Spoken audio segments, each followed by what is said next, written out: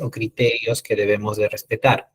Una de estas pautas se rige específicamente por el conocimiento de la literatura o de las teorías que hemos venido teniendo conocimiento poco a poco en el devenir forense, al menos en nuestro país. Algo muy importante, queridos amigos, es que debemos de tener bien claro que la perfilación de una persona que ha cometido algún tipo de delito a nivel eh, específicamente forense, ¿ok? Debemos de, a ver, permítame un momento, por favor. Ok, un pequeño detalle acá. Ujú.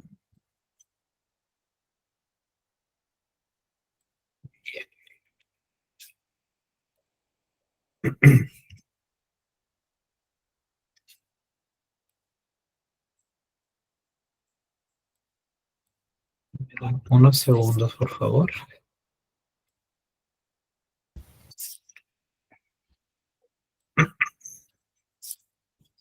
Como les decía, ¿no? Dentro del devenir de la evaluación y la intervención psicológica forense, nosotros debemos de tener en cuenta que la perfilación de este tipo de conductas o de este tipo de acciones requiere de un amplio conocimiento teórico, también de un amplio conocimiento basado en la experiencia. No cualquier profesional, discúlpeme si utilizo el término cualquier, no un profesional no preparado puede realizar una evaluación de este tipo, dado de que generalmente dentro de la evaluación psicológica forense en casos de violencia sexual, repercute bastante sobre una circunstancia jurídica. Recordemos que nosotros como profesionales vamos a estar invitados, ¿ok? Vamos a estar invitados a poder participar de una audiencia donde vamos a explicar específicamente todo lo que tiene que ver con el análisis que hemos hecho de los resultados, con la interpretación que hemos hecho de los resultados, y lógicamente esto va a generar algunas dudas en los operadores de justicia, y los que vamos a esclarecer estos puntos somos nosotros mismos. Dentro de ello hay que valorar o hay que validar bastante la circunstancia en la cual el profesional se va a desenvolver. Recordemos que va o implica esto un desenvolvimiento a nivel jurídico donde vamos a explicar lo que hemos plasmado en un informe psicológico. Y ello, lógicamente, va a generar en alguna circunstancia eh, eh, va a generar las dudas en los operadores de justicia, y obviamente si el perito no está preparado, o la persona que realizó la evaluación psicológica en este caso, no está preparado para poder responder o sustentar razonable o técnicamente lo que ha plasmado, puede entrar en una cierta contradicción y a su vez también en una circunstancia legal que puede acarrear una responsabilidad penal. Dentro de ello, no es manejarnos al miedo, sino es manejarnos y apegarnos lo más posible a la intervención objetiva de estos casos, pues estos casos a nosotros nos permite lograr intervenir de manera correcta, concienzuda, en un procedimiento jurídico donde el operador de justicia, en este caso el abogado conocedor de las leyes, recurre a nuestras ciencias psicológicas para lograr explicar la conducta como tal. Tal es así que nosotros vamos a contribuir a la administración de justicia de una forma objetiva, científica, basado obviamente en probabilidades, y estas probabilidades van a poder explicar mejor la conducta del ser humano, más aún tratándose dentro de una dinámica de violencia, en este caso violencia sexual. ¿Ok? Vamos a dar inicio. Antes de hablar del tema de los agresores, es bueno, creo yo, siempre desmitificar o quitar o desprendernos de algunos mitos. Unos mitos que pueden estar contrarrestados con la evidencia propiamente de lo que es la intervención psicológica forense en casos de violencia sexual. Por ejemplo, existen mitos específicos que hablan específicamente de, por ejemplo, ¿no? Todos o la mayoría de agresores sexuales son hombres adultos. Esto, basado en la evidencia, es algo que realmente Puede ser cierto, pero de cierta manera. No necesariamente es el término adecuado, pues muchos agresores también son adolescentes y no necesariamente tienen que ser adultos y jóvenes. Y también que cometen hasta el 40% de los abusos sexuales y en torno al 10% también no solamente tienen que ser hombres o varones, sino también pueden ser mujeres, ¿correcto? Esta circunstancia, queridos amigos, va a generar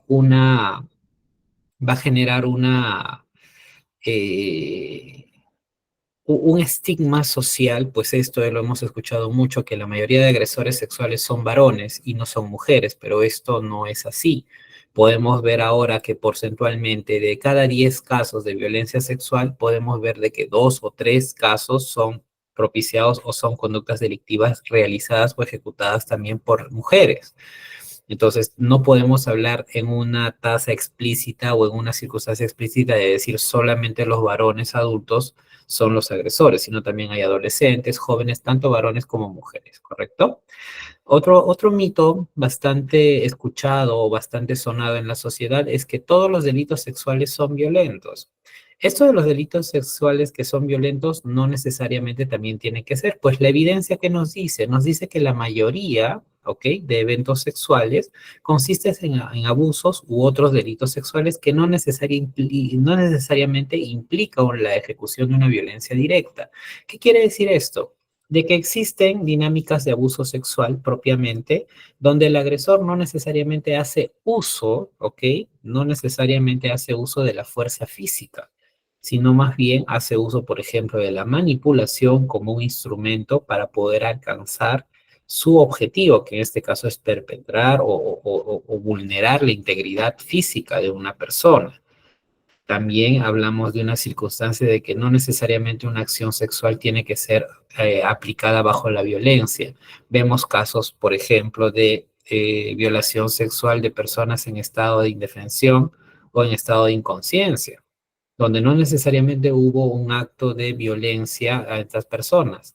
Se les dopó, se les administró algunas drogas y quedaron en un estado vulnerable de inconsciencia, en el cual no tienen la capacidad de poder resistirse a este tipo de vejámenes. Otro aspecto o otro mito que también hay que desmentir es que la mayoría de los abusadores y agresores son desconocidos por las víctimas o para las víctimas. Recordemos, y esto basado en la evidencia, que en torno al 80% de agresores sexuales, la mayoría o en su mayoría son conocidos. Conocidos pertenecientes al círculo amical o también parientes cercanos que pertenecen al círculo o al sistema familiar. Obviamente esto relacionado a las víctimas. Ahora, hay que tener bien en claro de que no necesariamente todos los abusadores sexuales tengan que pertenecer también al entorno familiar, pues esto es un tema inherente a la circunstancia o a la dinámica de abuso. Pues si hay una dinámica de abuso, tenemos que analizar si la persona pertenece al grupo familiar o no lo pertenece, y si no lo pertenece, en circunstancias a qué o bajo qué circunstancias es de que se da esta dinámica de violencia sexual. Otro mito es la mayoría de los agresores reinciden en el delito. Si bien es cierto, dentro del conocimiento basado en la evidencia, se puede hablar de que la tasa promedio de reincidencia oficial es del 20%. En nuestro país, la tasa de reincidencia es de un 13.85% de reincidencia en casos de delito de violencia sexual. Esto es hasta el año en que se cambia la norma y ya se establecen normas o de pronto sanciones punitivas con mayor rigor, ¿no? Vamos a hablar de la cadena perpetua en caso de violación sexual de menor de edad o menores de 14 años. También podemos ver algunas circunstancias en relación a lo que es los tocamientos indebidos y otras circunstancias penales que acarrean sanciones más rigurosas a la fecha. Los agresores sexuales, y este es otro mito muy común, los agresores sexuales son delincuentes especializados, es decir, solo cometen delitos sexuales, específicamente este tipo de delitos. ¿Y qué nos dice la evidencia, queridos amigos? La evidencia nos dice específicamente que muchos o muchas personas que cometen este tipo de delitos generalmente son delincuentes versátiles, que pueden cometer no solamente la acción delictiva de violencia sexual, sino también otro tipo de delitos como robos, tráfico de drogas, tráfico de armas, corrupción, etcétera. ¿Correcto? Hay un mito más también que está presente que dice, por ejemplo, los agresores son enfermos mentales e individuos anormales. Esto es una circunstancia bastante delicada, pues hemos escuchado mucho eso. Ahora vemos noticias en las mañanas, por ejemplo, en cualquier noticiero, y podemos ver de que existen noticias que dicen, ¿no? Esa persona es un pedófilo, cuando lo que dice la sociedad, ¿no? Lo que nuestros propios padres, hasta nosotros mismos en nuestra indignación decimos, esa persona es un enfermo, esa persona es un pedófilo, esa persona es esto, debe tener algo para que cometa eso. No necesariamente, queridos amigos, ser así. No necesariamente tiene que ser así, dado de que existe una gran variedad de agresores, como vamos a ver el día de hoy. Algo bastante importante es que nosotros no podemos descuidar o limitar o sesgarnos nosotros mismos a una circunstancia de que, ok, si es agresor sexual, tiene o goza de una enfermedad psicopatológica o una alteración psicopatológica en el área psicosexual. No necesariamente. Esto genera sesgos, queridos amigos, y es lo que hay que tener también muy en cuenta antes de poder valorar este tipo de casos. Algo muy importante dentro de la del conocimiento que debemos de tener. Por ejemplo, vamos a citar a Francisco Matamoros. Francisco Matamoros es un autor mexicano que menciona y ha estudiado mucho la dinámica del agresor sexual, específicamente desde el punto de vista de la conducta, de la etiología de la conducta del agresor sexual a nivel de Latinoamérica.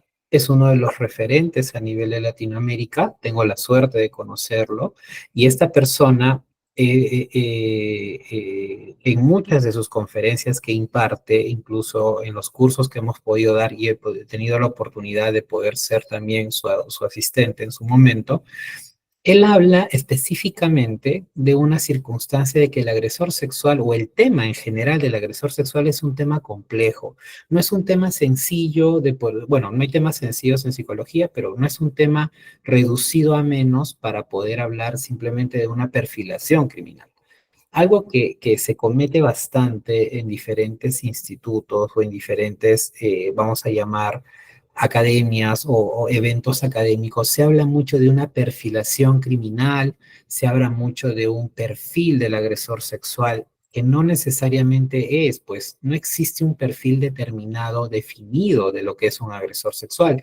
Esto debido a la multifactorialidad, o a la múltiple, o a las múltiples, o a los múltiples factores mediadores de lo que es la conducta sexual anormal. Algo muy importante que dice Matamoros y es necesario citar el día de hoy es que cuando se estudia la psicología de un victimario, pues este presenta ciertas características en su personalidad, en su sello personal que permiten identificarlo. Sin embargo, no es fácil poder hacerlo o saberlo a simple vista.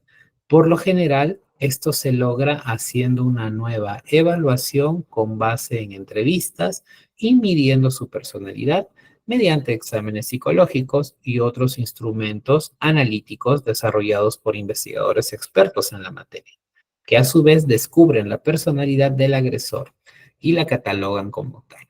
¿Ok?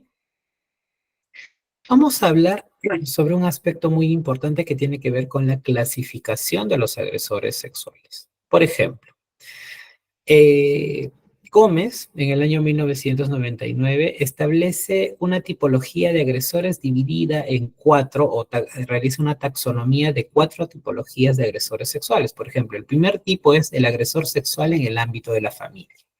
En este caso vamos a ver que la característica esencial de un agresor sexual específicamente es que la agresión sexual tiene la motivación de ser agresiva y sexual netamente. ¿Qué quiere decir esto? ¿Qué características cumple?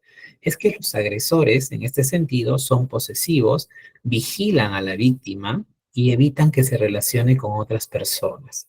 Este tipo de agresores generalmente buscan una limitación de las interacciones personales de esa víctima para con otras, con la finalidad de que uno no se relacione para que pueda contar el hecho, si es un hecho consecutivo o un hecho que se repite de manera constante, la violencia sexual, y la trata de abordar en todas sus esferas, limitándola a poder interactuar.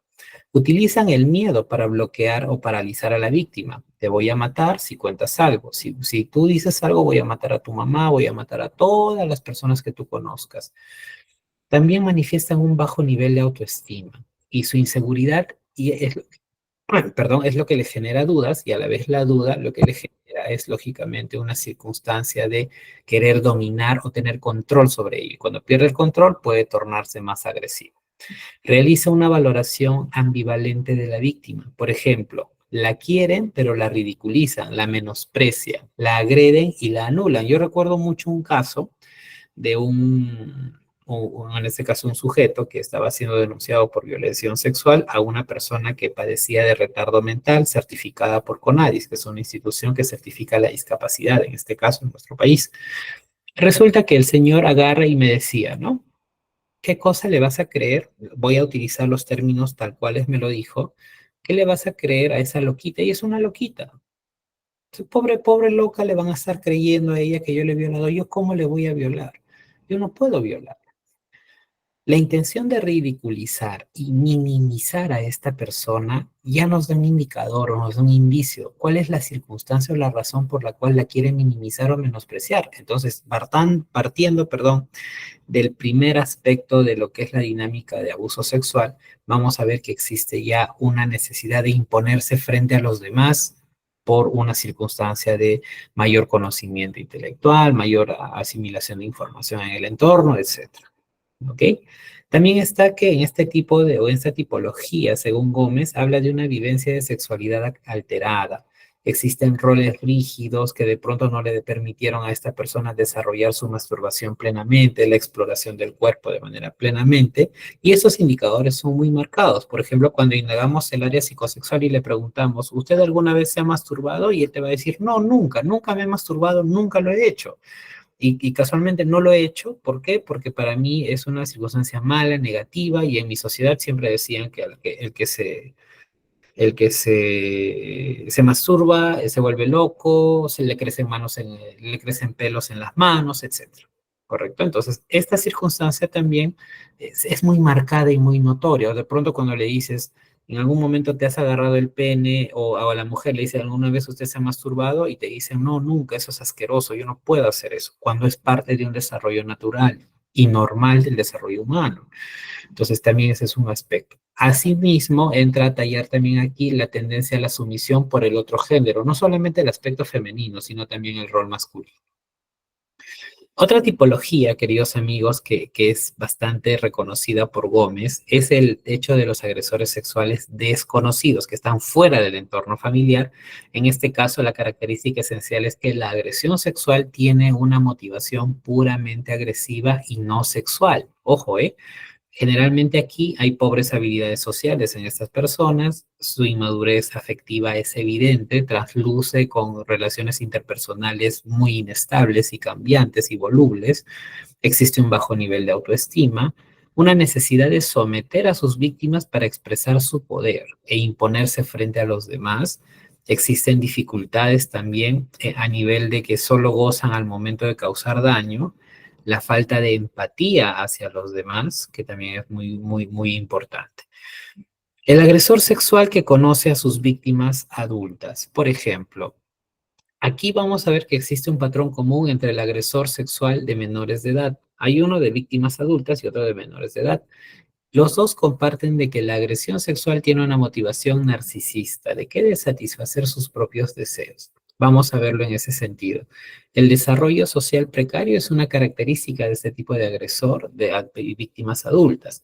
Hay un bajo nivel de autocontrol frente a lo que es el comportamiento social y dan mucha importancia o mucha relevancia a los comportamientos sexuales. ¿Qué tiene que ver esto? Evitan ser rechazados y si una persona les rechaza tienden a ser o a tornarse aún mayormente agresivos, ¿no? Pues necesitan de que la víctima esté o les brinde una facilidad para dar rienda suelta a sus instintos. También acostumbran a hacer alarde de su comportamiento sexual de alto nivel de pulsión sexual. Por ejemplo, dicen, ¿no? Yo estoy con varias mujeres, yo soy una persona que así nomás no eyaculo rápido, yo duro bastante, etcétera. ¿Ok?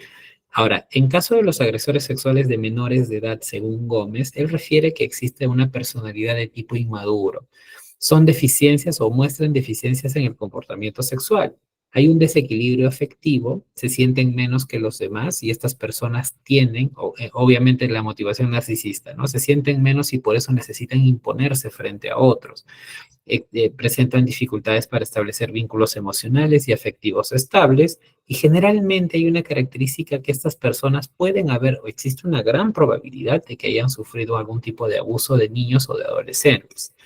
Y también existe la presencia de una presentación de distorsión cognitiva. ¿Qué es la distorsión cognitiva? Es una distorsión o es una circunstancia en la cual la persona crea o idea una creencia irracional o una creencia errónea de una circunstancia. Por ejemplo, ¿no? Para mí el hecho de tener relaciones sexuales con una mujer menor que yo es mucho más placentero que tener relaciones con una mujer adulta, por ejemplo, ¿no? Otro aspecto, por ejemplo, ya Matamoros, que les mencionaba, él refiere, por ejemplo, de que el agresor sexual puede dividirse en cuatro tipos. Por ejemplo, el agresor conyugal, el agresor sexual de menores de edad, el agresor incestuoso y el agresor sexual serial. En este caso, el agresor sexual conyugal presenta menos habilidades asertivas. Es una persona que le cuesta también poder decir no y afirmarse en un tema de preservar su propia autoestima. Se aísla generalmente de la sociedad, presenta una baja autoestima, evidencia carencia de sus habilidades de afrontamiento, se torna impulsivo, hostil, necesita dominar, pues si no domina a su cónyuge, en este caso, no, posiblemente no llegue o no alcance su objetivo y esto él le va a generar mayores dudas. Existe depresión, dependencia en muchos casos, hay una necesidad de posesividad frente al otro cónyuge. En este caso, ahí están los eventos de celo, que es muy común, la prevalencia de valores culturales tradicionales que están asociados a la virilidad, por ejemplo, el machismo, ¿no? Si tú no tienes hijos, y esto es muy común, y tú no quieres estar conmigo porque estás con otro, no quieres tener hijos conmigo, no quieres tener intimidad conmigo porque no quieres tener hijos, claro, porque tienes otro hombre a tu lado o en tu vida o en tu mente, por ejemplo. Esto se ve mucho en la zona sierra de nuestro país. También está la baja tolerancia a la frustración de estas personas. Ahora, dentro del agresor sexual de tipo de menores de edad, vamos a ver que tienen una personalidad inmadura. Ellos no crecen emocionalmente, se tornan dependientes de las figuras de autoridad femeninas. Ahora, frente a ello, evidencian deficiencias en el comportamiento sexual, eyaculación precoz, dificultades en la erección, de repente también viene el tema de eh, masturbación compulsiva, por ejemplo, que también pueden ser deficiencias. Existe un desequilibrio afectivo marcado, hay una labilidad emocional, se torna egocéntrica la persona y manipulador en algunos momentos, pues es así como abordan a sus víctimas. Muestran un déficit de habilidades sociales, por ejemplo, en cuanto a sus habilidades para relacionarse con otros, denotan una baja autoestima, una baja asertividad también, una empatía o una capacidad de ponerse en lugar del otro bastante empobrecida. Aquí también vamos a hablar de dificultades para establecer vínculos emocionales y afectivos estables. Generalmente muestran una tendencia a sexualizar, ojo, las interacciones cotidianas intra o extrafamiliares. Por ejemplo, el dar un abrazo, el sentar en la rodilla a una persona, se torna ya una interacción cotidiana, pero de manera sexual, ¿ok? Buscando el frotamiento, el roce, etc. Probablemente también estas personas hayan sufrido algún tipo de abuso o de maltrato en la infancia y la presencia de distorsiones cognitivas siempre son habituales, ¿no? Por ejemplo, este el hecho de atribuir a la víctima o una menor de edad una actitud seductora y provocativa. Recuerdo mucho un sujeto que evalué en algún momento, me refería, ¿no? Me decía, es que ella usaba politos chiquitos, escotados, y cuando subía a tender su ropa y yo estaba ahí en el mismo ambiente, yo sentía que ella me coqueteaba y me hablaba incluso. Entonces, miren cómo esta circunstancia también puede ser vital, ¿no? Son características que he podido observar en este tipo bueno, al menos en la experiencia que he podido adquirir en este tiempo. Los agresores sexuales incestuosos. Por ejemplo, aquí estas personas evidencian una repentina actitud promiscua de las víctimas adolescentes o rechazo de amistades cercanas. Tienen padres que no permiten que su hija hable con un psicoterapeuta o además una actitud hostil, paranoica, hacia extraños del entorno familiar.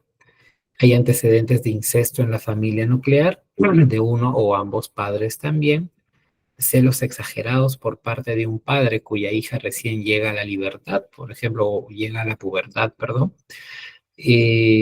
Cuando el padre, por ejemplo, desarrolla una acción sexual incestuosa con la hija, existen casos en que la hija también desarrolla este tipo de conducta sexual y la repite más adelante. Utilizan la confianza puesta en ellos para actuar. Son agresores posesivos, vigilan a la víctima comúnmente y evitan que se relacione con otras personas. Recuerdo mucho un caso que pude ver de un adolescente. En este caso, la adolescente tenía relaciones incestuosas con el papá biológico.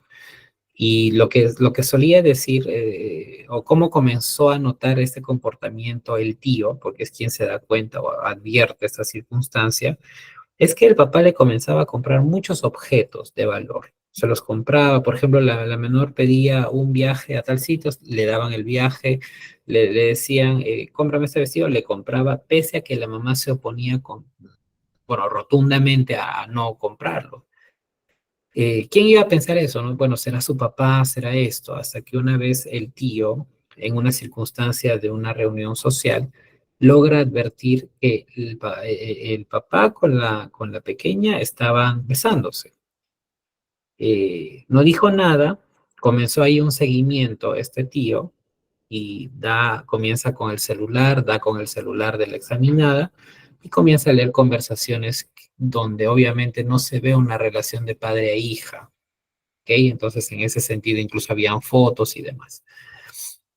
También vamos a ver que estas personas manifiestan un bajo nivel de autoestima, hay una valoración ambivalente de la víctima, igual, la quieren pero la agreden, ¿no? No se percibe la asunción de responsabilidad o aceptación del delito, pues sus consecuencias o efectos para la víctima son muy bajas.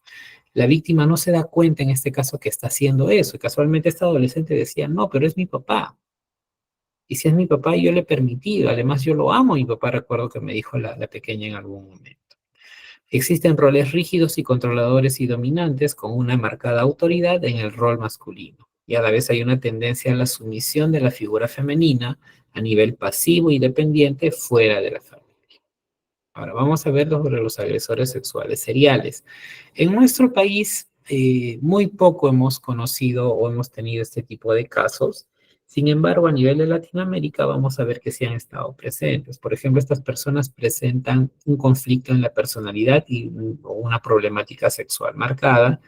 Suelen tener antecedentes de malos tratos en la infancia por provenir de hogares desorganizados, padres proclives a las desviaciones o represiones sexuales, situaciones por ellos, bueno, experimentadas, ¿no? Por ejemplo, un niño que se está tocando los genitales en una determinada edad, cuando es parte de la exploración y el desarrollo socioemocional de la persona, incluso biológico, la mamá le pega en la mano con el golpe, le dice no te toques, eso es cochino, eso es asqueroso y le genera un sentimiento de culpa. Eso lógicamente ya vuelve proclive a una persona a una desviación sexual, por ende una represión sexual. La circunstancia de ser agresivo y violento con gran hostilidad consciente o inconsciente hacia la mujer. Existe una conducta sexual agresiva que se puede caracterizar, perdón, por ser repentina, impulsiva y sin control. Y muchas veces, queridos amigos, existe un marcado sadismo, ¿no? La persona que necesita dolor, ¿ok? O ejercer dolor a otra persona para sentir placer. Son inmaduros, con baja autoestima, se tornan introvertidos y socializan de manera deficiente ante las personas. Hay una inadecuación social, obviamente que esto los hace menos carentes o carentes de empatía, carentes de ese sentido de ponerse en lugar de las otras personas. Hay un móvil de gratificación personal y no económica específicamente también. ¿Ok?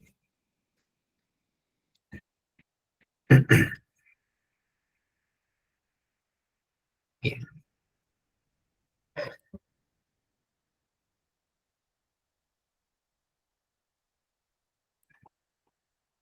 ¿Mm? Correcto. Ahora, vamos a ver, permítame, una, vamos a ver un caracterológico o eh, una, permítame un momento.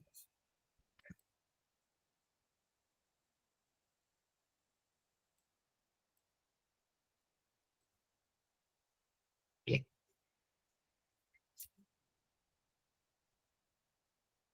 vamos a verificar aquí, queridos amigos. A ver, permítame un momento. Ujú.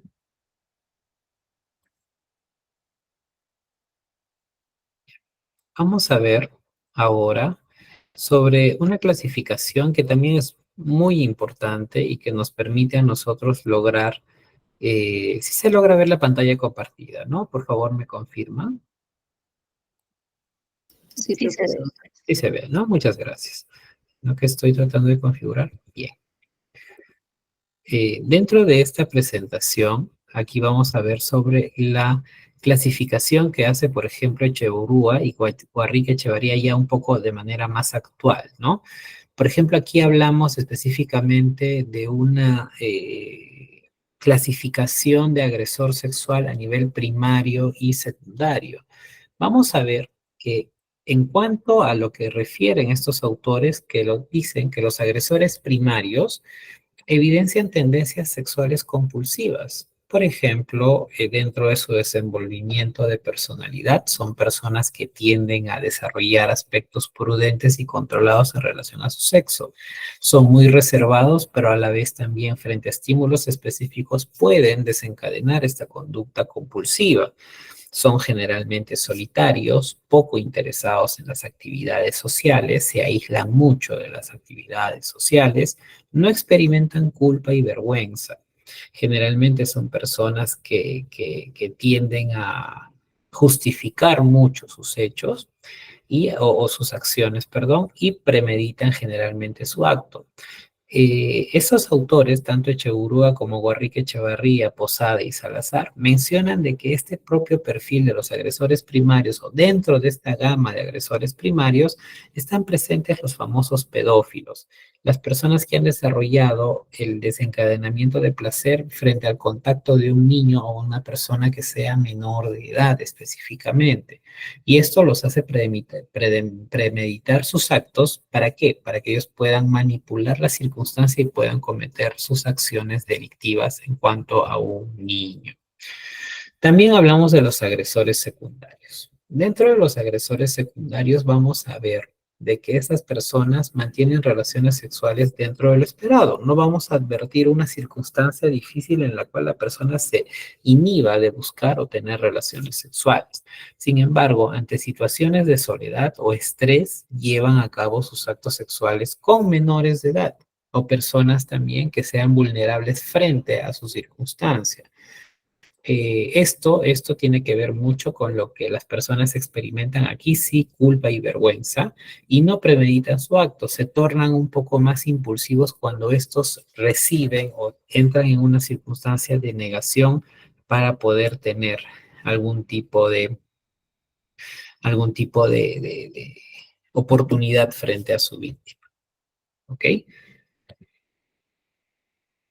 Vázquez, por ejemplo, también identifica, miren cuánta tipología existe, por eso les digo qué importante es conocer la teoría, pues si vamos a nosotros a explicar o vamos a apoyar a la administración de justicia, es importante que nosotros tengamos claro que existe una alta gama de postulados teóricos y científicos amparados por la comunidad científica que nos permiten lograr esclarecer o al menos ilustrar a los magistrados u operadores de justicia sobre la circunstancia o la existencia de agresores sexuales específicamente. Vamos a ver, por ejemplo, que Vázquez menciona cuatro tipos de agresor. El agresor sexual psicópata, el agresor sexual social oportunista, el agresor sexual patológico y el agresor sexual subcultural o social. El agresor sexual psicópata refiere Vázquez que es una persona que ataca tanto a menores como a adultos. La motivación sexual de característica de estas personas es secundaria, pues lo que realmente importa para esta persona es el afán de obtener poder y dominio sobre otra persona. Aquí también hablamos de una circunstancia de que si es capturado, obviamente esta persona va a negar los cargos y no hay sentimiento de culpa. Lo único que desea es sobreponerse ante una circunstancia de su víctima vulnerable. El agresor sexual, por ejemplo, social u oportunista. Este tipo de agresor posee creencias distorsionadas sobre la mujer y la sexualidad. Hay un consumo de sustancias e ingesta de alcohol, que es muy común en ellos, y que aquí se realizan, por ejemplo, interpretaciones equivocadas de las interacciones con mujeres, ¿eh? Esta persona tiende al acto mediante el uso de la fuerza, al acto sexual. De pronto por ahí se encuentra con una persona en la calle que le conversa algo y esta persona ya lo relaciona con un contexto o una connotación más sexualizada y busca ligar a esta persona o abordar a esta persona mediante el uso o consumo de sustancias. También es una persona que tiende a generar unos pensamientos o unas ideas irracionales en relación a la mujer. Por ejemplo, que la mujer tiene que satisfacer siempre al hombre, sea cual sea su condición social, sea casada o no. La mujer es mujer y listo, ¿no? Eso es lo que este tipo de agresores, al menos en el contexto del varón, suele haberse identificado. Otro aspecto que dice Vázquez también es el agresor sexual patológico. Dentro de ello vamos a ver que la agresión hacia sus víctimas generalmente funciona como un mecanismo de compensación ante la disfuncionalidad en las relaciones interpersonales. Es decir, esta persona tiende a aislarse y como se aísla, ¿ok? Busca compensar esas relaciones interpersonales porque él las anhela, pero se aísla por diferentes circunstancias emocionales. Entonces, compensa esto llegando a qué? A generar agresiones frente a las personas, frente a mujeres. Ya aquí hablamos de una distorsión cognitiva sumada a una acción que va en contra de la libertad sexual de las personas. Finalmente, para Vázquez está el agresor sexual subcultural o social. Generalmente estas personas son criadas en lugares marginales con presencia de relaciones violentas. Se espera que ellos lleguen al acto sexual delictivo a través de la comisión de otros delitos. No necesariamente estamos hablando para Vázquez de una persona que, que de pronto eh, cometa solamente el tema sexual, sino puede llegar a una persona, puede ser una persona que esté inmiscuida en robos, asalto a mano armada, cuestiones de hurto, qué sé yo, otro tipo de conductas delictivas que están ligadas al hecho de violencia sexual como parte de su accionar o su desenvolvimiento delictivo. Perrone, por ejemplo, y Nanini, acá ellos identifican también dos tipos de agresores, los agresores pasivos y los agresores activos.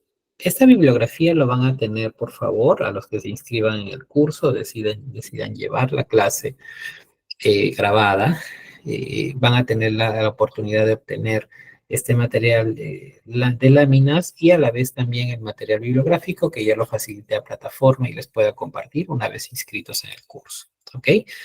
Vamos a ver los dos tipos de agresores para Perrone y Nanini. Por ejemplo, los agresores pasivos dice que utilizan estrategias de dulzura e inocencia hacia el menor, como el objeto de llevar a cabo el acto. Estos se muestran como entregados y dedicados a protegerlos, no mantienen relaciones sexuales con adultos y se mantienen generalmente solitarios y evidencian conductas de miedo, temerosos, ¿no? Incluso hasta a veces inmaduros. Por otro lado, los agresores activos, vamos a ver que ellos sí evidencian conductas agresivas generalmente y violentas, marcadas por expresiones de violencia física, verbal y psicológica hacia la víctima. Estas personas son egocéntricas y buscan mucho el uso del poder o la obtención de poder sometiendo a sus víctimas, y obviamente el control ejercido sobre ellas los llena más de ego. Aquí vamos a ver que estas personas se orientan preferentemente a las mujeres y a los niños, ¿ok? Antes de pasar aquí al perfil demográfico psicopatológico del agresor sexual, quisiera saber si tienen alguna pregunta, tienen alguna duda. Por favor, me lo pueden hacer llegar mediante el chat, ¿sí? Para poder entender, o si no, de pronto eh, está todo claro, me pueden escribir al chat, está abierto en estos momentos, si tienen alguna duda o alguna pregunta.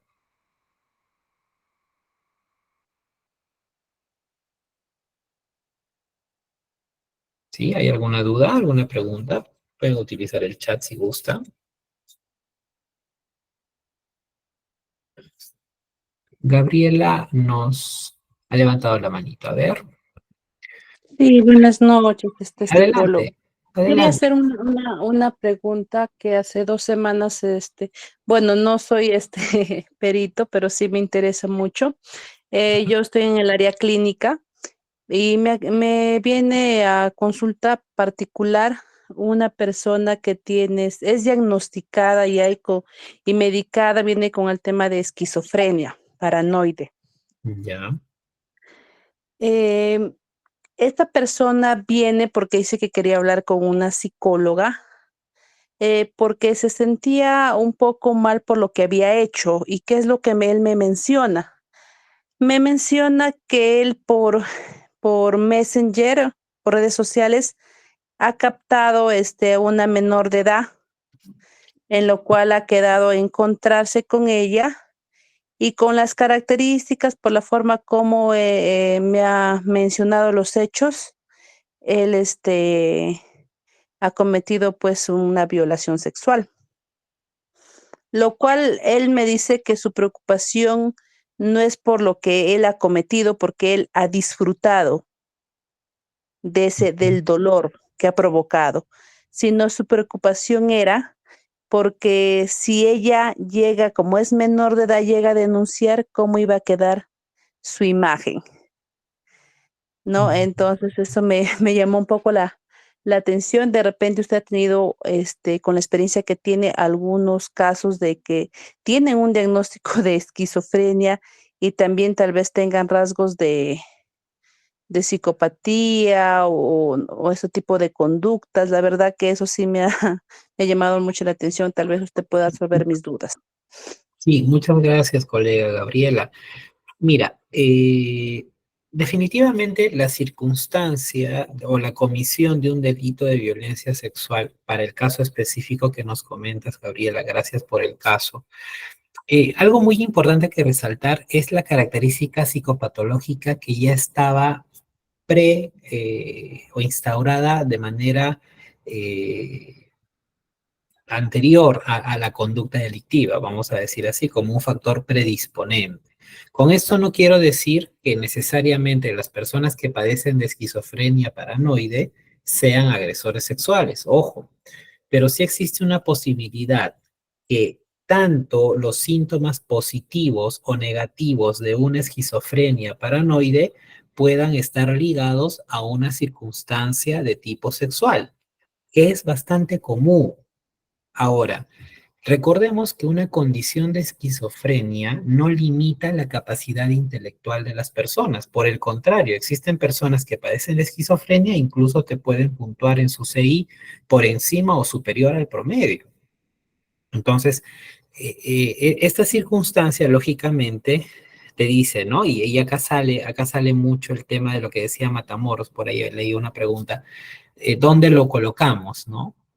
¿Dónde colocamos a esta persona? ¿En qué característica de la que estábamos viendo hasta el momento podemos colocarla? Podemos colocarla en un agresor sexual de tipo que no pertenece al grupo familiar, número uno, y una persona que ya tiene una condición psicopatológica premórbida.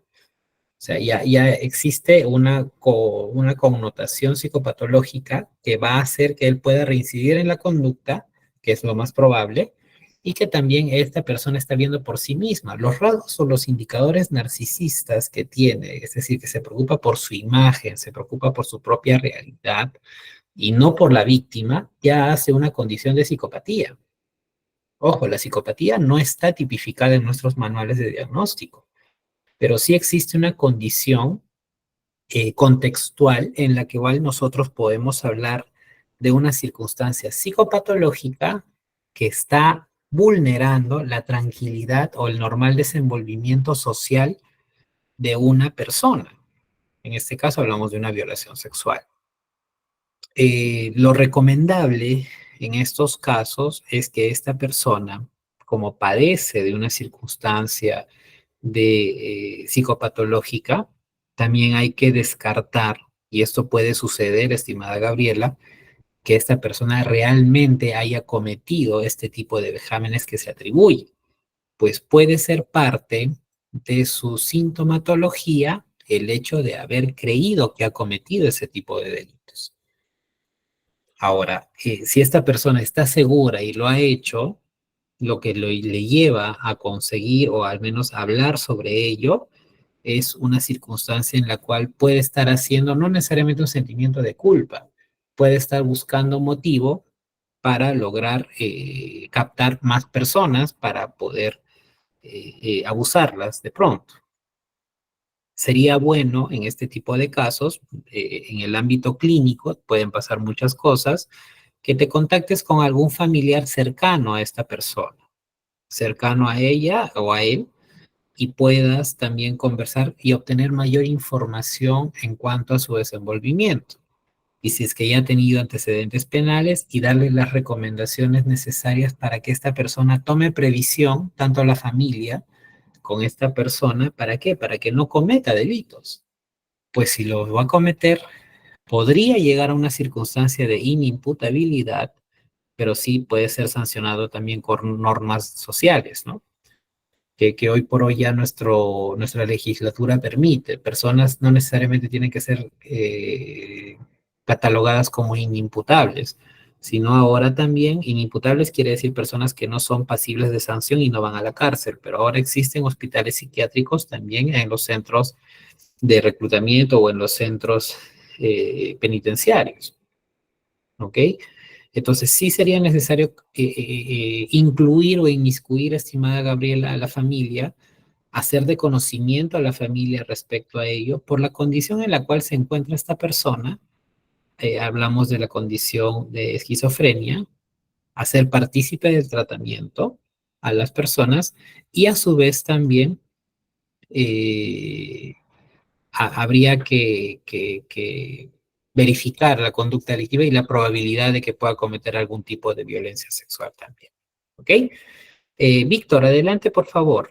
Víctor Solano Gallardo. Sí, doctor, muchas gracias. ¿Cómo está? Buenas noches. Buenas Doctor, noches. quería hacerle la consulta. Usted mencionó que en muchos casos, hay, cuando el niño está empezando a tocarse y es como que el papá viene y le dice, no, no debes tocarlo, le hace como que una conducta que no está bien, ¿no? Y esto puede llevar a una desviación. Quería consultarle, doctor, ¿en qué etapa o hasta qué edad es normal esta exploración? ¿No? Y hasta qué edad puede manifestarse dentro de lo establecido. Bien. Gracias, Víctor. Dentro del desarrollo biológico del ser humano, bueno, no existe una etapa profunda, vamos a decir exacta, pero hablamos de que la primera etapa de exploración genital de un niño o niña en promedio ha de ser de aproximadamente hasta los 4 años. Hasta los 4 años. En algunos casos hay hasta 5 o 6 años, ¿correcto? Pero ¿qué pasa? En nuestra realidad educativa, por ejemplo, y esto se ve, es muy común, niños que ya van al nido o ya están acudiendo a lo que es la preformación o el tema de preparación, el kinder, el famoso kinder, vemos niños que ya por un tema de vergüenza social, o vamos a decir así, de una limitación social, lo dejan de hacer. O se distraen en otras actividades y no lo hacen. Pero vemos niños que están más aislados, tienden a realizar más esta conducta. Entonces se dice que hasta los 4 años puede ser permitido el tema de la exploración. Puede ser, pero no necesariamente tiene que ser un límite, porque hay casos de 6 años que siguen realizando, practicando ello. Ahora, eh, la represión a nivel sexual implica eso, pues si tú le permites al niño, o más que permitir, es no generarle sentimiento de culpa, pues el sentimiento de culpa trasluce o evoluciona en una circunstancia de negación de tu propia sexualidad, de ver a la sexualidad bajo un tabú o una capa oscura que cubre lo normal, lo natural, y lo torna más oscuro, torna una circunstancia más contaminada de suciedad, de asquerosidad. Esta percepción se enclaustra en la sociedad y en el pensamiento de ese niño o niña y va a crecer pensando de que eso es malo. Pero las personas que lo hicieron no son malas y comienza ahí la desviación de esa conducta que podría haber sido normal. Entonces, hasta los 4 años. La masturbación también puede iniciarse incluso a los 10 años y hasta la edad adulta, incluso hay personas adultas que la practican. Es parte de, y depende de cada uno. Pero sí, en cuanto al desarrollo psicobiológico, tenemos que tomar en cuenta de que hasta los 4, 5, hasta 6 años podemos estar hablando de una exploración, dependiendo también de la información y la estimulación que tenga el niño. Hay niños que ni siquiera se exploran. O sea, es un tema natural. Se puede dar, como también no, pero en su mayoría suele darse. Y los papás debemos estar preparados para poder afrontar ello, no pegarle, no darle en la mano. Vamos a ver más adelante este tipo de aspectos, pero de todas maneras tenemos que estar preparados para poder abordar este tipo de casos cuando somos papás, ¿no? Distraer las manitos, dar otras actividades, decirle, levantamos las manos, sin generar un sentimiento de culpa. ¿Ok? Adelante, Heidi. Sí, doctor, buenas noches, ¿se me escucha? Sí, buenas noches, Heidi. Bien, doctor, mi pregunta va por el lado de, hace un tiempo, doctor, evalué a un usuario que aparentemente tenía indicadores de pedofilia. Entonces, él me mencionaba de que se masturbaba con mucha frecuencia, ¿no? Como 2, 3 veces a la semana y durante esos días eran, por ejemplo, al día 4 o 5 veces, ¿no? Entonces, la duda que tengo yo, y justo lo que usted mencionaba, ¿no? Porque hay adultos que se masturban. Entonces, ¿cuándo podríamos hablar de una anormalidad y cuándo, digamos, está dentro de lo normal, ¿no? Aunque lo normal es algo bastante discutible, pero si me pudiera orientar, doctor, por ahí. Gracias. Bien, gracias a ti, Heidi.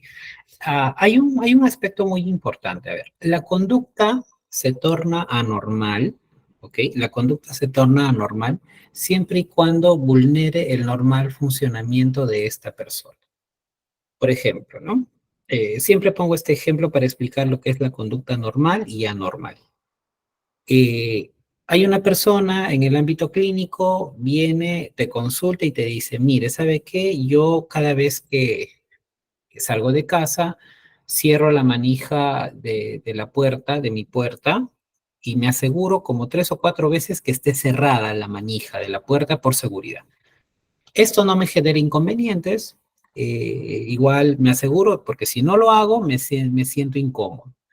Pero no es nada grave, trato de hacerlo normal, me aseguro siempre que esté, pero sí hay personas que me han dicho que no les parece que yo haga eso, que soy un traumado, etcétera. ¿Correcto? Pero hay otra persona que también acude al consultorio y te dice, ¿sabe qué? Yo cada vez que cierro mi puerta tengo que asegurarme y estoy saliendo y estoy en la esquina de casa y digo, no, de repente lo cerré mal y vuelve nuevamente a casa a asegurarse si es que ha cerrado bien la chapa. Esto le quita tiempo, llega tarde al trabajo, ha recibido llamadas de atención, sanciones en cuanto a su desenvolvimiento laboral. Pregunta, las dos conductas son compulsivas. Hay repetición en estas conductas. Pero ¿cuál altera más a la otra? Lógicamente que la segunda altera mayor o genera una alteración significativa en su desenvolvimiento. Lo mismo sucede en el tema sexual, estimada Heidi. ¿Qué sucede? Yo como ser humano, ok, me masturbo. Cuando yo me estoy masturbando, yo veo que, por ejemplo, y esto ha pasado mucho en adolescentes y me ha tocado ver casos de ese tipo, de que ya adolescentes que han desarrollado una masturbación compulsiva, incluso han llegado a irritarse la mano, la palma de la mano, y también a irritar el pene, que necesitan cremas y demás.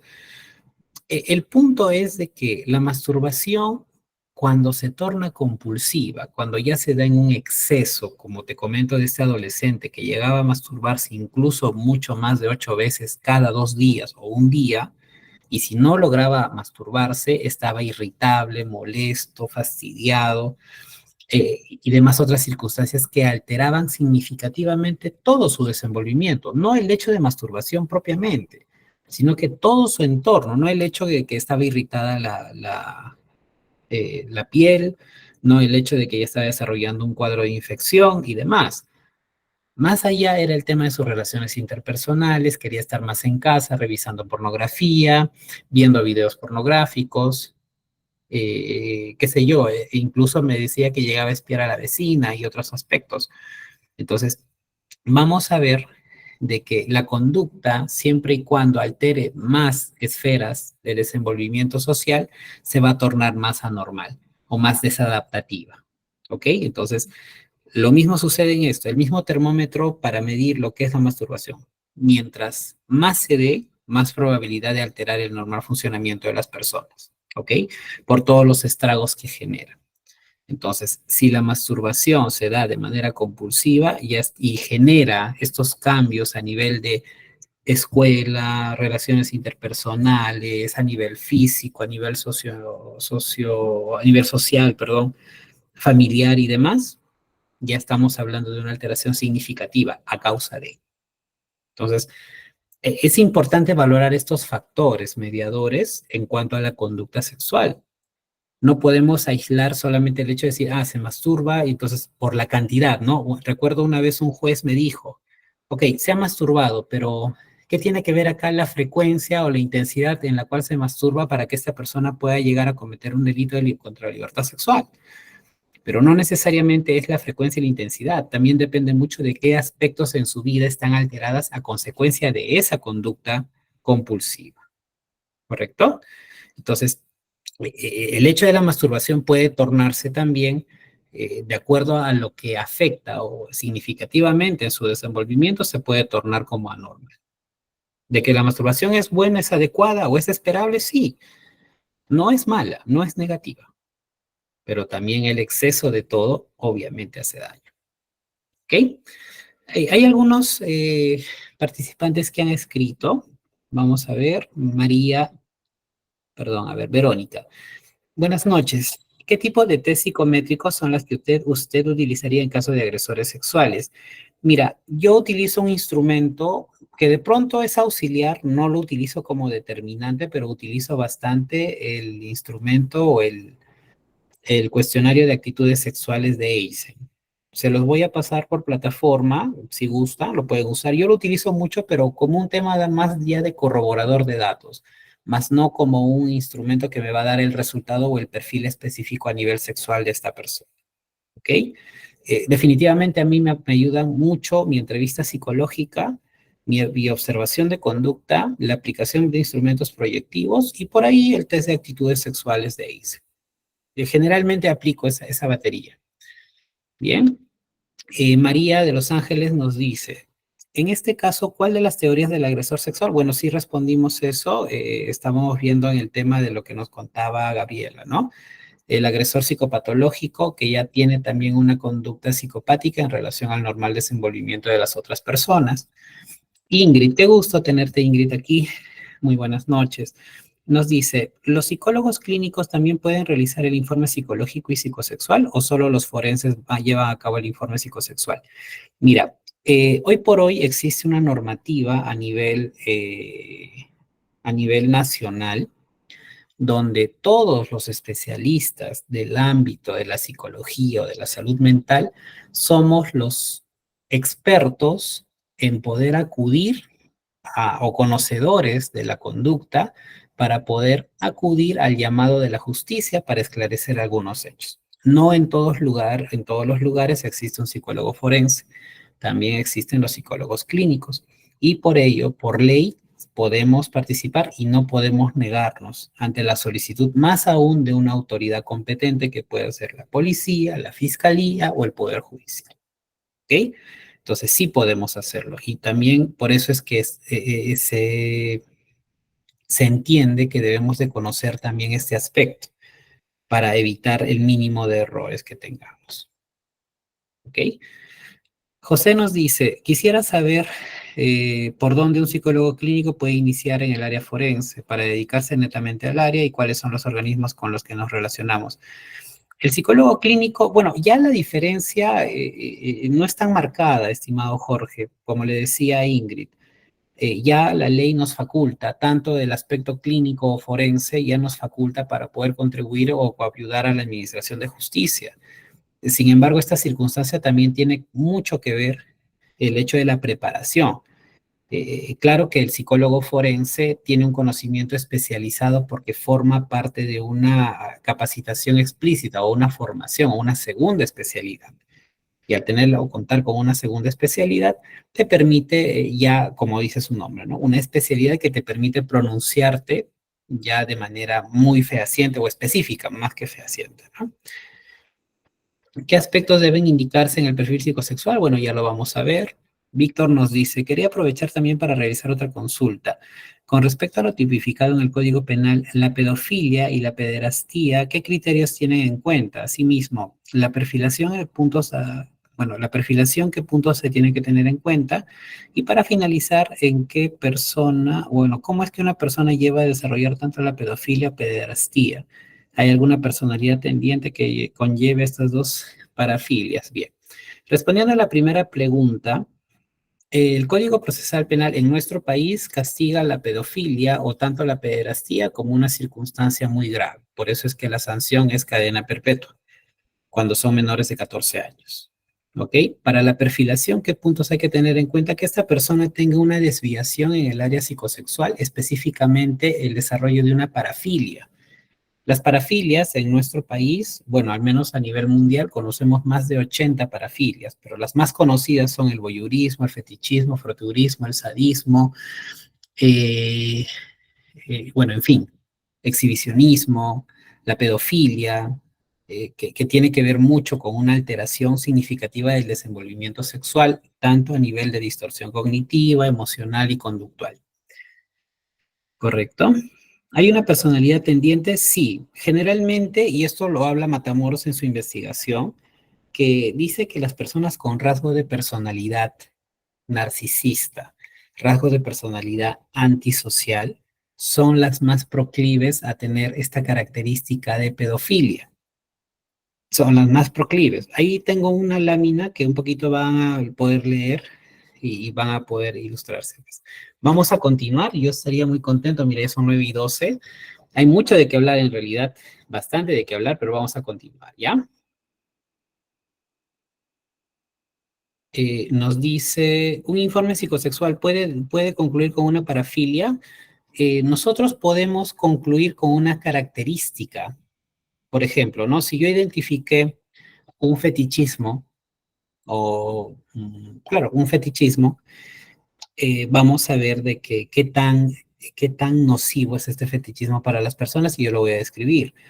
En el desenvolvimiento sexual del examinado se advierte una tendencia al fetichismo, en la cual el examinado tiende a mostrar conductas o preferencias sexuales relacionadas a las ropas interiores, las cuales le brindan placer al tener poder o control sobre ellas.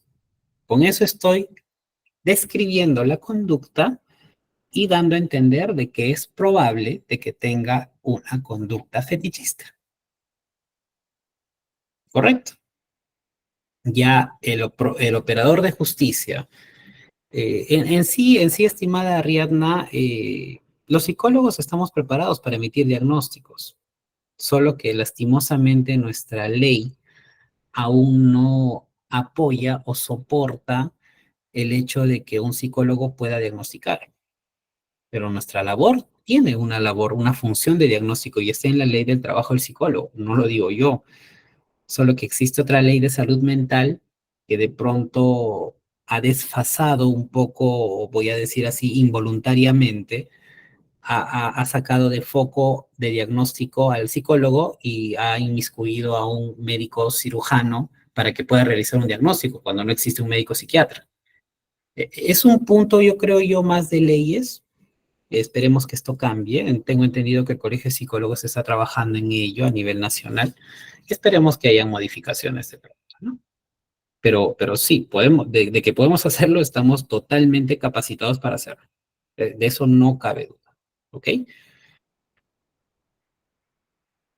Nos dice Ariadna, yo vi un contraperitaje y esa fue una pregunta. No, claro, a mí me lo preguntan, te diré, querida amiga, a diario. Cada vez que voy a audiencia me preguntan, ¿y usted puede emitir un diagnóstico? Yo le digo, claro que sí, pero también le explico, ¿no? Que existe una ley que lastimosamente no nos permite emitir estos pronunciamientos, pero estoy describiendo la conducta y para mí como profesional y como parte de mi análisis realizado y del examen practicado a esta persona, identifico esos indicadores. Ya de que haya un psiquiatra o no que corrobore lo que yo estoy diciendo, bien, ¿no? Si está interesada la autoridad competente, lo va a solicitar. Y si no, se quedará solo con mi pronunciamiento. ¿Okay? Todo es con sustento. Nada es solamente porque sí, lo vamos a decir solamente. Pero bueno, también hay que ver qué contraperitajes hayan hecho, ¿no? Porque es probable que también los contraperitajes muchas veces son motivados por otras circunstancias. Pero de que debemos de empoderarnos como psicólogos en el diagnóstico, creo que eso es innegable. Todos, absolutamente todos estamos empoderados en realizar un diagnóstico y no tengamos miedo de diagnosticar. No podemos tener miedo al diagnóstico. Por eso es que debemos estar preparados para estas circunstancias. ¿Ok? Y no tener temor. Prepararnos y hacer un adecuado diagnóstico nos va a ayudar bastante a poder contribuir a la salud mental de nuestro país. Empoderarnos más, eso sí es muy importante, ¿ya? Bien, vamos a continuar, por favor. Si no, nos va a faltar tiempo y hay mucho material que compartir. A ver. Vamos a hablar sobre el perfil demográfico del agresor sexual. ¿Ok? Como decíamos, a la fecha no existe un patrón o conjunto de características específicas que nos expliquen de manera fehaciente que una persona es un agresor sexual. No obstante, existen factores identificados, apoyados científicamente, que permiten presumir ante un perfil de agresor sexual, tanto de menores como de adultos. Por ejemplo, existen dos tipos, ¿no? El agresor a nivel intrafamiliar y el agresor intrafamiliar y extrafamiliar. Vamos a ver que el agresor dentro del entorno familiar muestra una capacidad de engaño y de seducción. Obviamente esto lo hace para poder abordar a su víctima. Ahora, esta persona se vale generalmente de una posición de superioridad. ¿Quién es? A ver, cuando mamá sale de casa y le deja a cargo al tío para cuidar al hijo, ¿quién asume el rol de superioridad ahí? El tío. Cuando mamá le dice, vas a hacer caso a tu tío en todo lo que te diga, ya hay un rol de superioridad tácito interpuesto por la misma mamá, que es otra autoridad en el hogar. Generalmente recurren a la fuerza o a las amenazas, son los agresores que están también en el nivel intrafamiliar y a nivel extrafamiliar. Algo muy importante aquí, que las distorsiones cognitivas están presentes en ambos casos, ¿ok? Y ojo, en una sociedad, lo que veníamos hablando, en una sociedad reprimida, sexualmente existe una gran posibilidad de que los impulsos sexuales sean desencadenados. A más represión social, a más inhibición sexual, lo más probable es que los impulsos sexuales se desencadenen más adelante. ¿Ok? En cuanto a la epidemiología del agresor sexual, vamos a ver que en cuanto a la relación social del agresor con la víctima, no necesariamente tiene que existir un vínculo entre víctima y agresor. No tiene que haber necesariamente un parentesco de sanguinidad o mediante sanguíneo o también mediante afinidad. Simplemente que el agresor sexual puede estar presente en cualquier circunstancia. En cuanto a la edad, Según los estudios estadísticos realizados a la fecha, en su mayoría, los agresores sexuales oscilan entre la edad de 18 a 35 años, con un porcentaje elevado. Es decir, la mayoría de agresores sexuales oscilan entre los 18 y 35 años, pero esto es solamente una estadística. Por favor, no necesariamente con esto estoy diciendo que sí, solamente las personas de esta edad son las que tienen que cometer este tipo de actos. El estado civil no es una condición excluyente, pues la persona que esté casada o soltera llega a cometer este tipo de delitos también. El nivel escolar y sociocultural. En general, el nivel de educación, queridos amigos, escolar en una persona que comete este tipo de delitos es bajo. Hay una ausencia de instrucción académica y hay también en su historia psicobiográfica una deserción académica, es decir, que ha dejado de estudiar. El contexto sociocultural también es importante comprenderlo, pues la idiosincrasia y el contexto social es muy importante para este tipo de contextos de agresión sexual. Lo que parece agresión sexual para nosotros en nuestra tierra puede ser no agresión sexual en otras tierras. Por ejemplo, en la selva, ¿no? ¿Qué es lo que sucede en estas comunidades campesinas? Vamos a ver que en estas tribus, por ejemplo, la práctica de las relaciones sexuales, hay niñas que se inician a los 11 años. Y es una persona quien inicia en un ritual contextual, cultural, a las demás personas, ¿no? A los demás adolescentes. Lo que para la ley podría ser una transgresión evidente de la identidad sexual o de la libertad sexual, para esa realidad o ese contexto no es así. Es el inicio de una fertilidad en una mujer. Entonces es muy importante valorar el contexto social también o cultural. Los aspectos psiquiátricos, lo que hablábamos hace poco, ¿no? Con una de las colegas que nos comentaba el caso de una esquizofrenia. A la fecha no existen estadísticas confiables, sin embargo, los avances científicos de investigación refieren que los agresores evidencian cuadros de psicosis, conductas antisociales, de personalidad esquizoide, antecedentes de agresiones sexuales, consumo de sustancias y trastornos de personalidad. Pero algo muy importante es que un cuadro o la presencia de un cuadro psicopatológico, por ejemplo, la esquizofrenia, en una persona no implica que ésta sea un agresor sexual, lo que les venía diciendo. ¿Por qué? Porque el hecho de que la persona padezca de un cuadro psicopatológico ya no lo hace agresor sexual y viceversa. El hecho de que un agresor sexual cometa un delito no lo hace que tenga un trastorno. Aquí hay que evitar mucho, más o menos, más aún en un contexto jurídico, hay que evitar mucho lo que es la estigmatización y la inferencia. La estigmatización en el área de diagnóstico, más para nuestras ciencias, es algo muy nocivo y nos sesga en información. También, el mecanismo de agresión. La amenaza verbal generalmente o la amenaza con arma blanca o de fuego, existen agresores que hacen uso de ellos. La fuerza física o la inducción mediante el ofrecimiento de dulces, dinero o regalos. En cuanto al engaño, el uso del engaño con la finalidad de acceder a la víctima es muy común en agresores sexuales. Por ejemplo, también existen personas que hacen uso de uniformes médicos, policiales para dar con esta conducta delictiva. La premeditación. La mayoría de casos el agresor, o en la mayoría de casos el agresor, tiende a premeditar sus acciones. De ahí es que es importante, por eso, indagar en una entrevista el cómo hizo, cuál fue la dinámica del abuso, qué es lo que hizo en ese momento. Ejemplo, usó narcóticos, sedantes, regalos, etc. Vamos a ver ahora la psicopatología y agresión sexual desde una perspectiva ya más clínica y forense. Por ejemplo, lo que les hablaba, ¿no? En cuanto al trastorno antisocial de la personalidad, vamos a ver que estas personas presentan un patrón general de desprecio y violación de los derechos de los demás, en el cual se presentan desde la edad de los 15 años. Es uno de los más frecuentes en agresores sexuales. Recuerdan lo que les decía, ¿no? ¿Qué trastorno está más ligado a esto de las agresiones sexuales? Uno de ellos es el trastorno antisocial de la personalidad. Su única forma de vida es la satisfacción de crecidos apetitos hacia el placer inmediato, para los cuales no cuenta con una limitación. ¿Ok? Estas personas son incapaces de enamorarse y de mantener una relación sexual con ternura. De hecho, estas personas son planas afectivamente, no tienden a evidenciar algún tipo de empatía o sentimiento frente a las otras personas.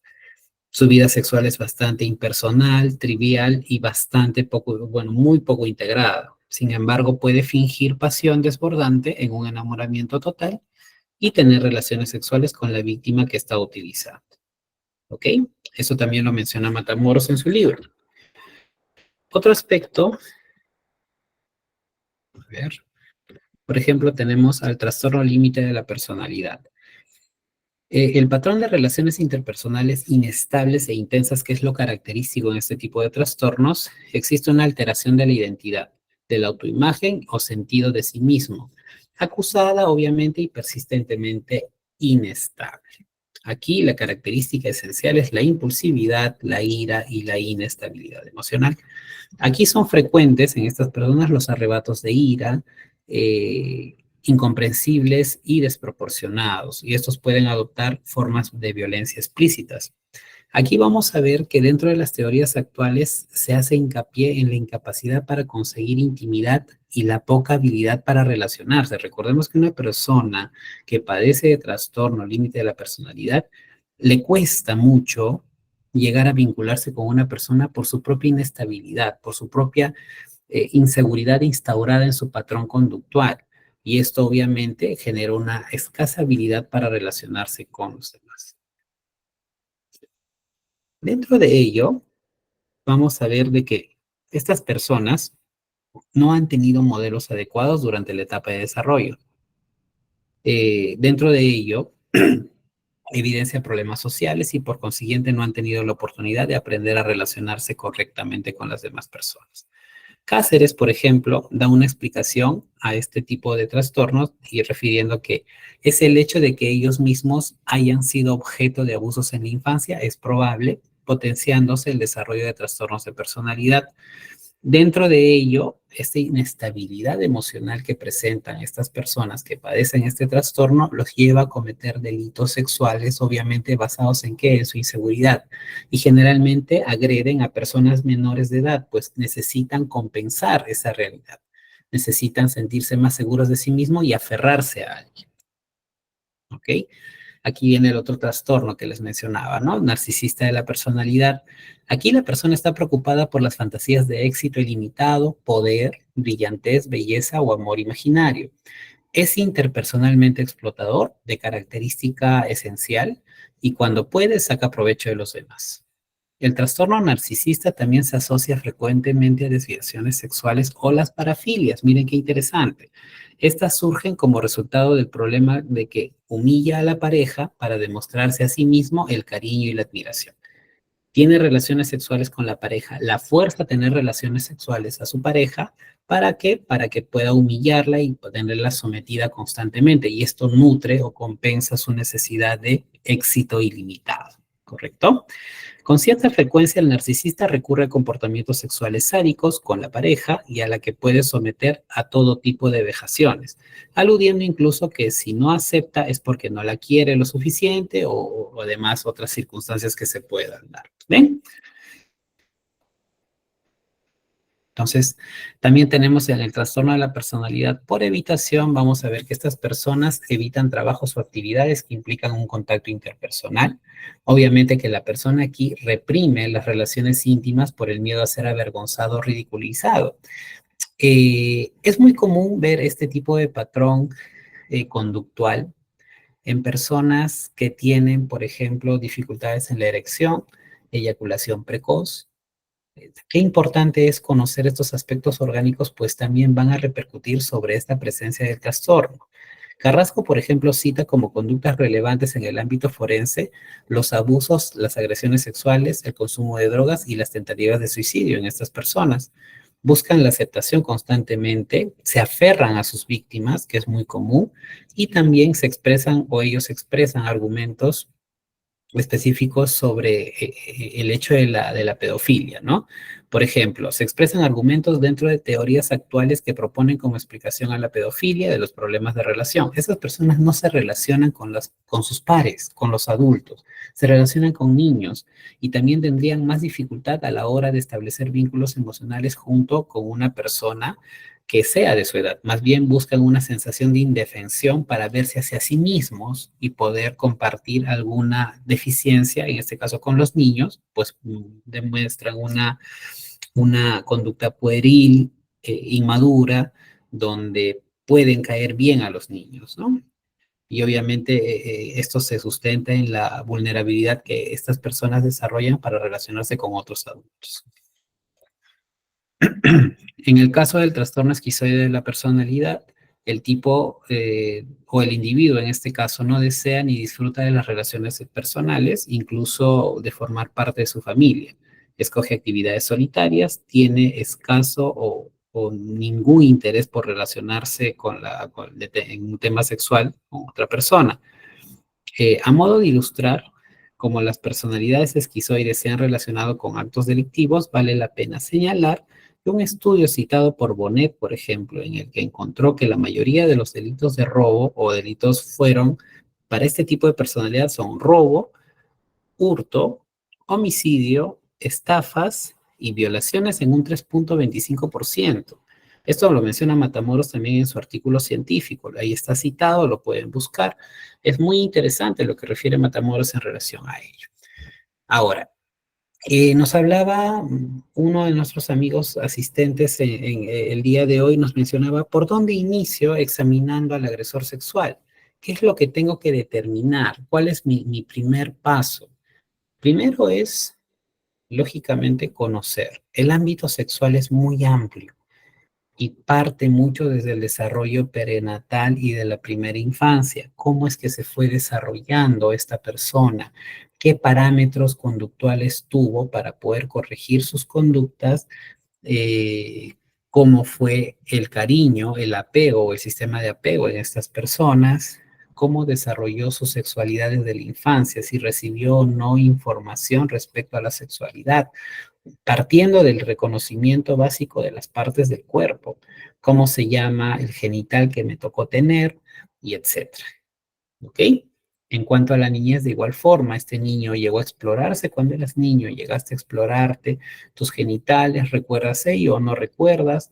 Créanme, yo he evaluado ya un montón de casos y hay muchos adultos que tú les preguntas, cuando eras niño, ¿recuerdas tú que llegabas a tocarte los genitales?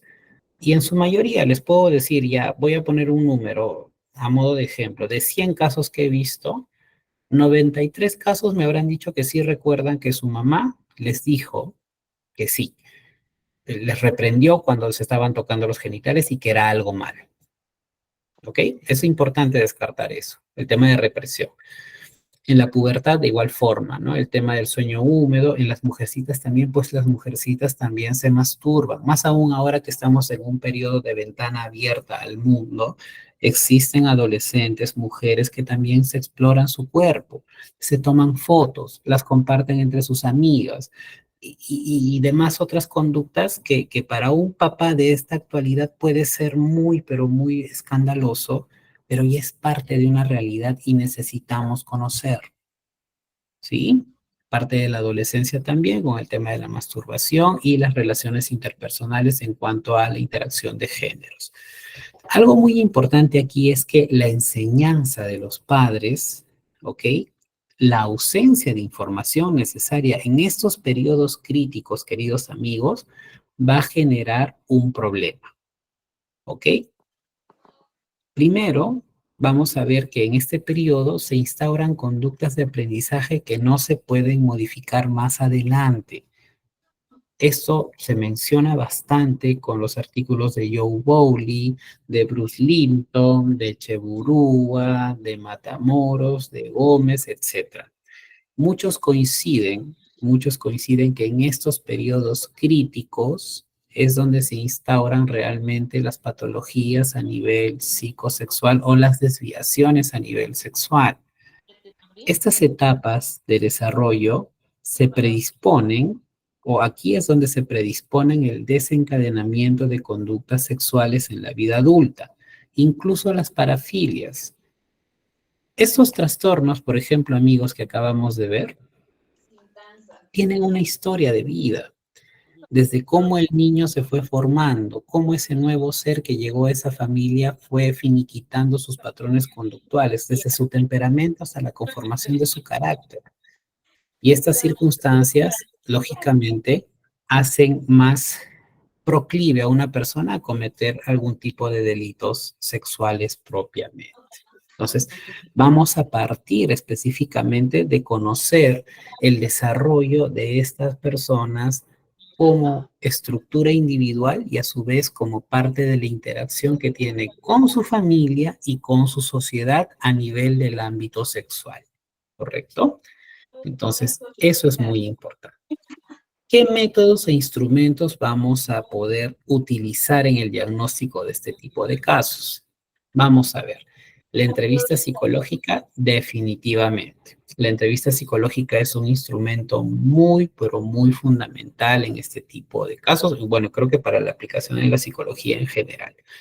En el ámbito jurídico forense y en el ámbito clínico es importante, y esto lo hemos estudiado mucho en pregrado, se habla mucho de la entrevista semiestructurada, realizar preguntas abiertas que permitan que el examinado se pueda explicar o explayar un poco más. La observación de conducta. Recuerden que el observar a una persona no es solamente verla, ¿ok?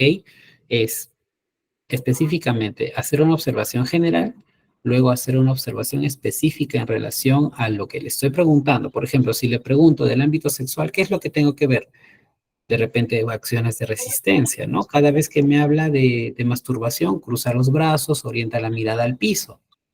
Cada vez que me habla de las mujeres, es una persona que evade la mirada, mira a otros lados o evade la pregunta. Se muestra ansioso, se muerde los labios, mueve las piernas, mueve los dedos, etc. La aplicación de test o instrumentos que son instrumentos.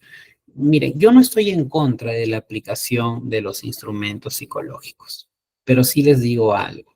Son instrumentos auxiliares.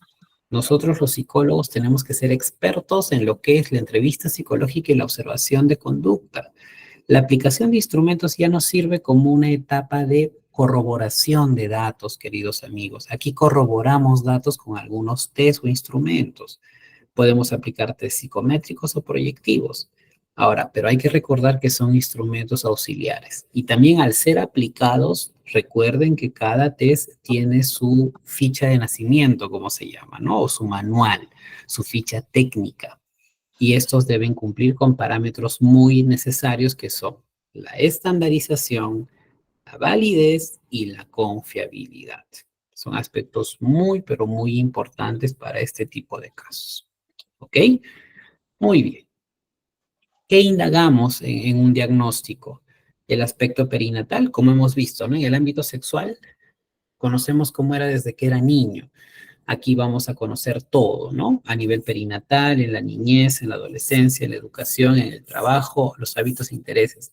Y en el tema psicosexual, indagamos esto de acá que estamos viendo, este punto.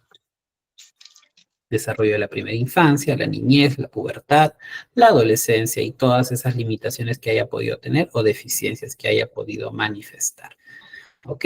Los antecedentes en temas de enfermedades, accidentes y operaciones o el antecedente de denuncias.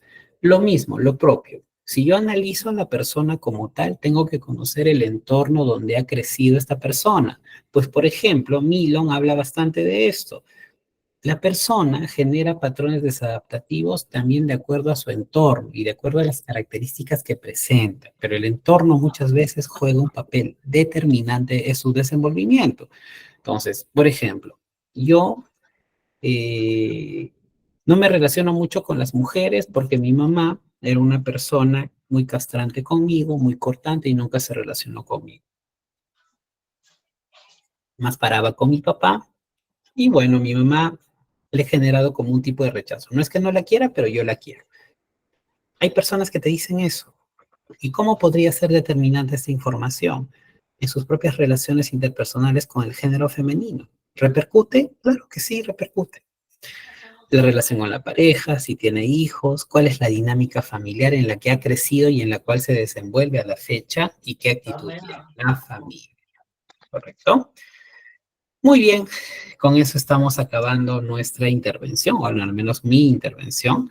Sé que ahora en esta última parte tienen algunas dudas, algunas preguntas, por favor, están abiertos para poder hacer o realizar cualquier tipo de pregunta, ¿ok? ¿Tienen alguna duda, alguna pregunta? A ver, vamos a ver. Nos dice, bueno, a ver, adelante, Ariadna, te escucho. Doctor, buenas noches. Muy Una buenas noches. consulta. Usted en la diapositiva mostró que para la evaluación se va a necesitar tanto pruebas psicométricas como proyectivas, ¿correcto? Una consulta. Las pruebas proyectivas no tienen validez científica. Por lo general, no sería muy cuestionable si es que, por ejemplo, un perito utilizaría esa prueba. Ujú. Bien, Ariadna. Mira, existe en realidad es una circunstancia o es una realidad bastante controversial lo que me dices. El hecho de que me digan a mí que las pruebas proyectivas no tienen validez científica es algo muy subjetivo, pues las pruebas proyectivas tienen su origen ¿dónde? En la escuela psicoanalítica. La escuela psicoanalítica de la psicología basa sus parámetros ¿en qué? En el factor inconsciente y consciente del ser humano. La proyección ya es un aspecto cualitativo del ser humano, es una condición cualitativa. ¿Y qué hacen las pruebas proyectivas? Lógicamente, indagan el espacio característico, caracterológico, cualitativo del ser humano. Entonces, de que las pruebas proyectivas tienen un análisis o tienen una explicación científica, claro que sí. Lo que me mencionas, estimada Ariadna, el hecho de que las personas, o vamos a decir así, un grupo de profesionales crean que las pruebas proyectivas no tienen un sustento científico, ya es un término totalmente desfasado. Ahora ya no. O sea, antes sí se creía eso, pero por ejemplo,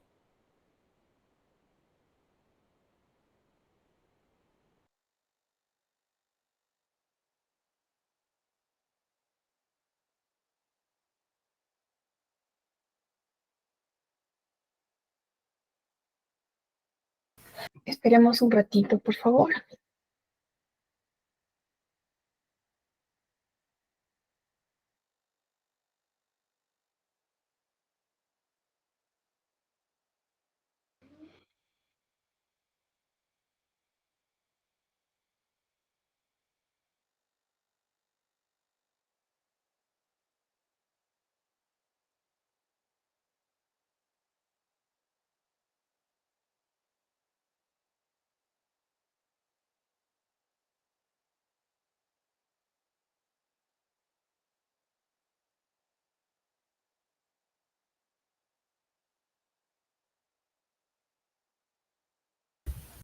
Psicólogo José Plasencia.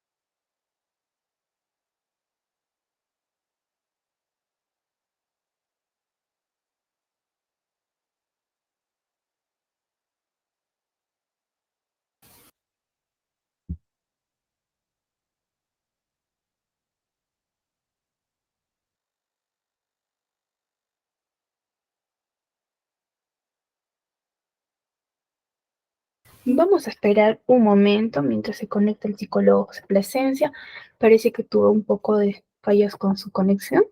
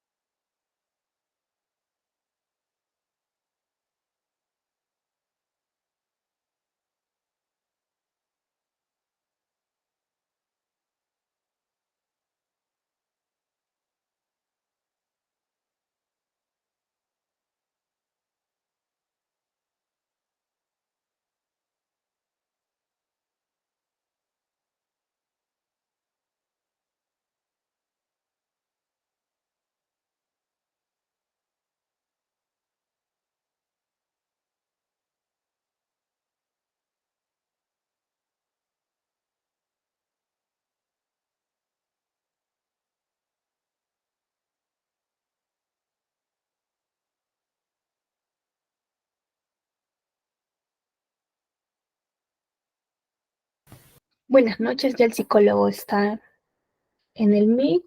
Ya puede tomar el micrófono, por favor.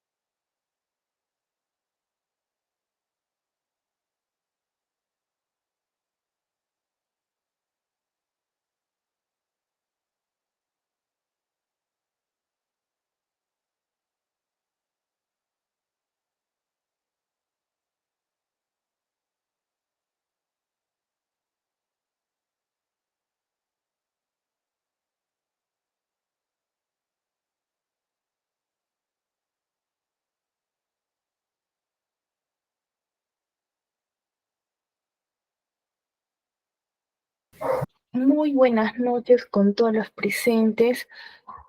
Lo que sucedió el día de hoy es que tuvo falencias el psicólogo con la conexión, a veces suele pasar.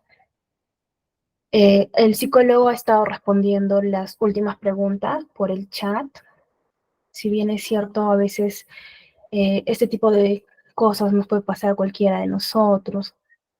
Mencionarles que el psicólogo me ha estado proporcionando materiales de apoyo, asimismo su PPT, para los que quisieran llevar el certificado hoy, pueden estar escribiendo al chat, hay un enlace que está fijado.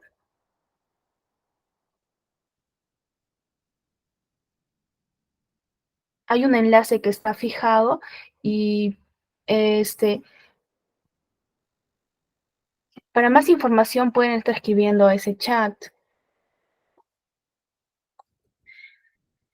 Mencionarles que si ustedes quieren capacitarse y llevar más cursos en el Centro de Innovación CEPIC, les invito a que puedan estar ingresando al Facebook, ya lo tengo compartido, al Facebook y ver todos los cursos que tenemos.